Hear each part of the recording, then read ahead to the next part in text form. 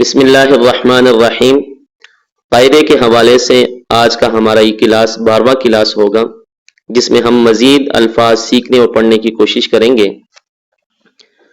اعوذ باللہ من الشیطان الرجیم، اعوذ باللہ من الشیطان الرجیم،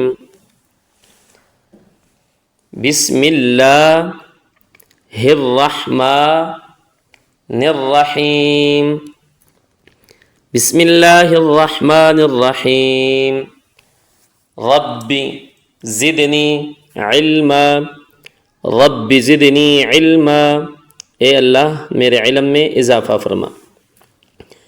پچھلے سبق میں ہم نے را اور زا کی ایک شکل پڑھی تھی، تو یہ اس سے ذرا مختلف ہے لیکن نام ایک ہی ہے۔ اس کو پڑھیں گے بھی۔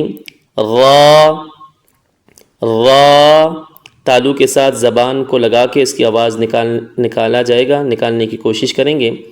را نقطہ آیا تو زا بن جائے گی، زا۔ اب نیچے دو نقطے ہوں گے تو یا، اور اوپر دو نقطے آ جائے تو تا، یا را، یا را۔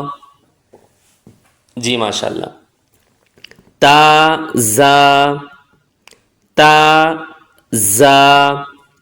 سین، سین کی پہچان پہلے بھی ہم نے پڑھی تھی، دوبارہ سمجھنے کی کوشش کریں گے کہ تین دانت جس کے نکلے ہوئے ہو تو وہ اس کا نام سین ہوگا، سین۔ اور تین دانت کے اوپر تین ڈاٹ آ جائے تو شین، شین، شین۔ اب اور سین اور شین جب کسی لفظ کے ساتھ ملے ہوئے آتے ہیں، اکٹھے آتے ہیں، تو وہ آدھے آتے ہیں، یعنی صرف پہلا شروع والا حصہ آتا ہے۔ اب یہاں پہ سین لام کے ساتھ ملا ہوا ہے تو سین لام، سین لام، شین لام۔ جی ماشاءاللہ۔ شین لام، صاد، صاد۔ جی شاباشا۔ صاد، ضاد، ضاد۔ طا، طا، ظا، ظا۔